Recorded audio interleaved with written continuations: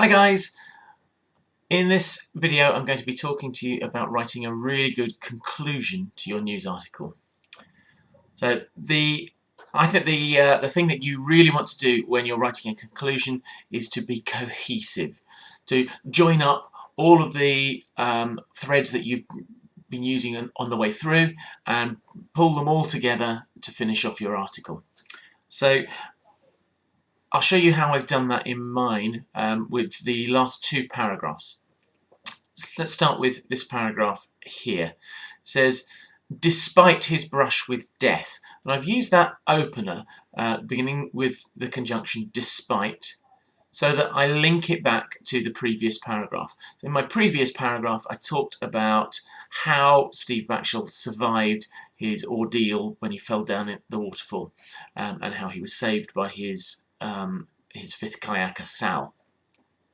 So in here I'm making the link back to that previous paragraph. Despite his brush with death, comma, because that's a subordinate clause opener, Backshall was not put off continuing his adventure. So that first sentence sets up what this paragraph is going to be about. It's going to be about how he moves forward from that potentially disastrous, certainly very risky event. I go on to use the word indeed. I'm emphasising what I've just said and adding more to it. Indeed, he is keen to inspire a new generation of explorers. So now I'm going on to say that in this paragraph we're going to be thinking about how Steve Backshall's expedition series is helping other people to become an explorer a bit like him. To do that, I've referred to the news article, the interview, and using the quote from that in the news article. Steve advised young explorers to start their adventure close to home. So there's a little bit of reported speech there, taken from the interview with him, and then some direct speech. I think it's really important that we get our skills to live and work in outdoor environments in a way that's safe, he commented. Okay, you can see the use of inverted commas around the quote, the exact words being spoken, and he commented is the reporting clause here. Notice the comma before the inverted commas there, and of course a capital letter to start off speech.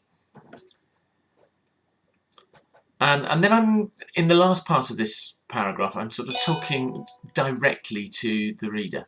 This certainly seems wise advice, as surviving the extreme environments that Backshall explored in expedition requires a wide bank of skills that need many years of preparation.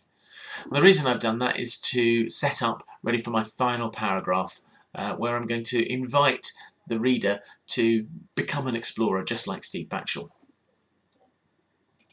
And that's how I've started it, is using so. If, like Steve Backshall, you have a thirst for exploring, and that thirst for exploring was something I mentioned right back at the very beginning of the article. Back in this paragraph here, he talked about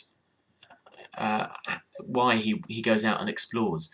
And I use those quotes and the reported speech in there to emphasise the fact that he really enjoys going out and pushing the frontiers, finding something new that nobody else has done before. So if you have a thirst for exploring, get out into your back garden. Learn how to set a fire, put up a tent, and build your stamina for walking and carrying your kit on your back.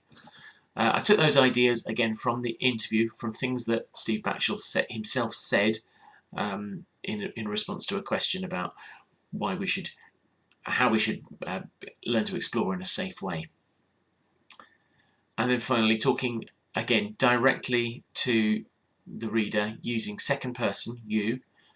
Who knows, perhaps you too will be the first person to enjoy a never before seen view. And this never before seen view is again a cohesive link back to something that I said earlier on. And it comes right back to this point over here, being the first person to see the view from that place. So it makes that link again back through the article to an earlier point and ties up any loose ends.